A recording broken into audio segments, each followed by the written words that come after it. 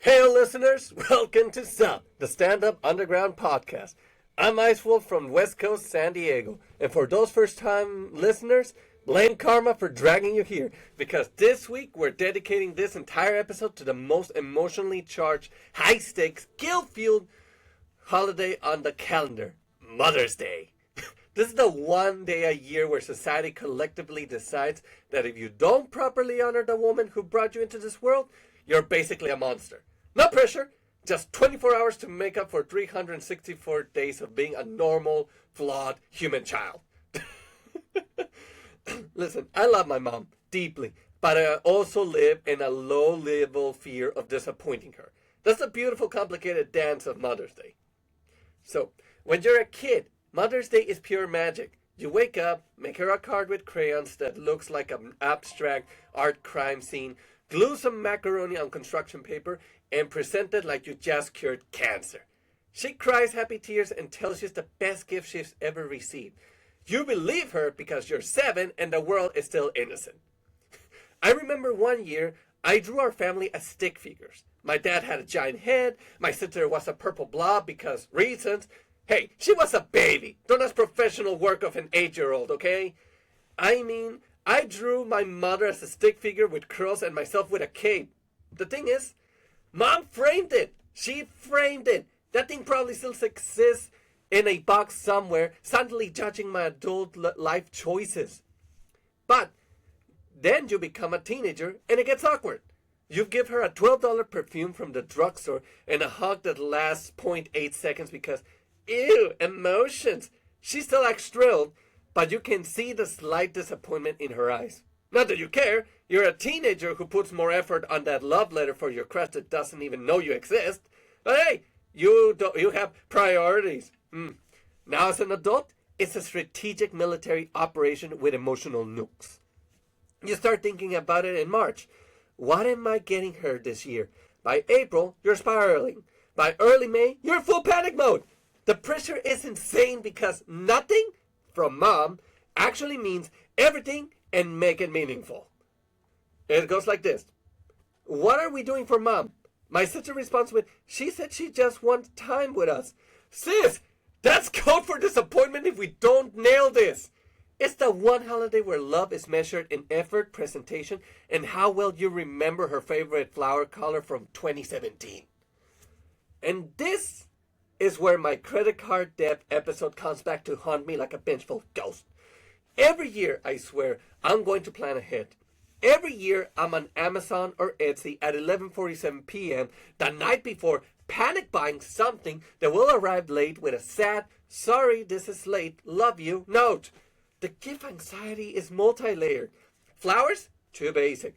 Jewelry? What if she doesn't like the style? A spa day? What if she feels guilty about you spending money? A custom phone book? Great! Until you realize you have to actually find 50 good photos and you only have 12. There's no right answer. I once bought her a really nice necklace at the last minute and then spent the next 6 months paying it off while eating sad desk lunches. But hey, she liked it. But I've never seen her wear it once. That's the Mother's Day special, turning love into interest charges. This candle set says, world's best mom. That's safe, right? Wait, what if she thinks I'm calling her basic? Switch to the artisanal one for $89. Perfect. Totally reasonable.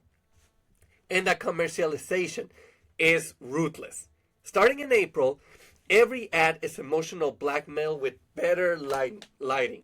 Show her how much you love her for only $149.99 plus tax and the crushing weight of unmet expectations. Here's the thing.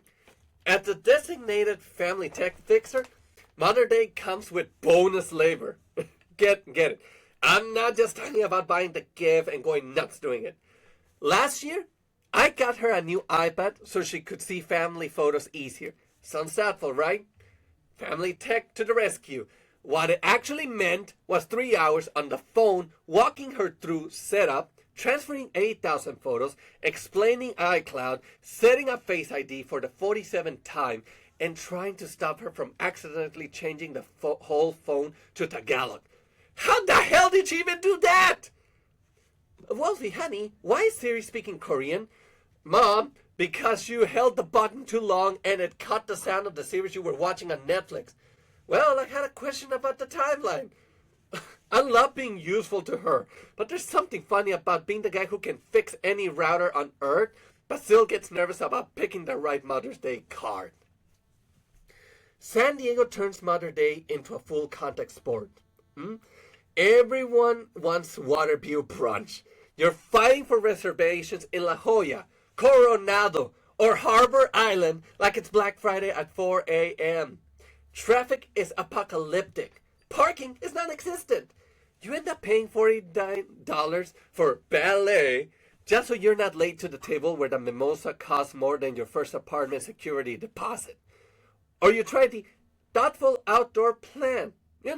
Balboa Park picnic, zoo, beach walk, and then the marine layer rolls in and everyone's pretending they're not freezing while smiling for photos. I once tried a nice hike in Torrey Pines for Mother's Day. Mom made it 25 minutes before politely asking if there was a gift shop at the top of the mountain with iced tea. Here's some of the age cases, by the way. Some situations you won't even believe. The year we did beach brunch at the wind, and the wind destroyed the balloon bouquet I spent $60 on.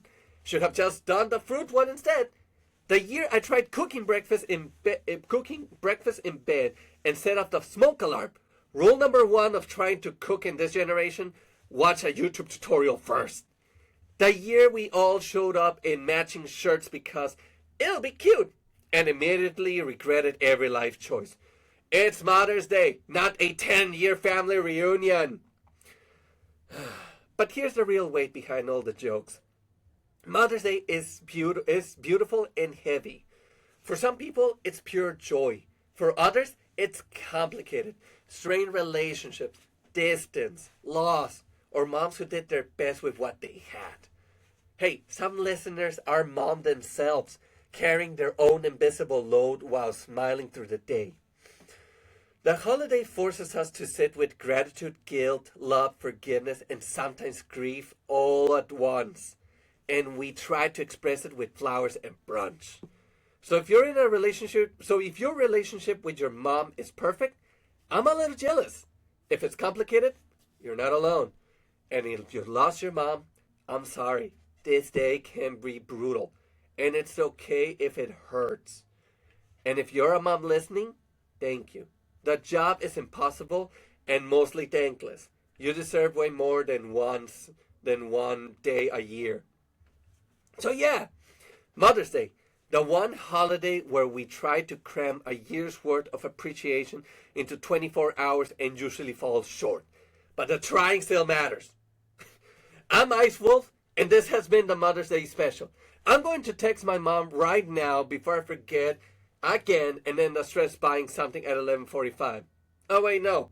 I already did that way earlier because apparently somebody decided to get her a trip to Paris for Mother's Day. And it wasn't me or my sister. So, hey, let's see how I top that.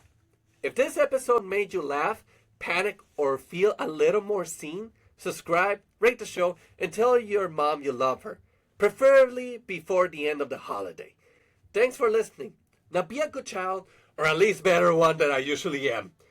Good night, or good luck finding a last-minute reservation that doesn't require selling a kidney. This has been Sup. I'm the Ice Wolf, signing off.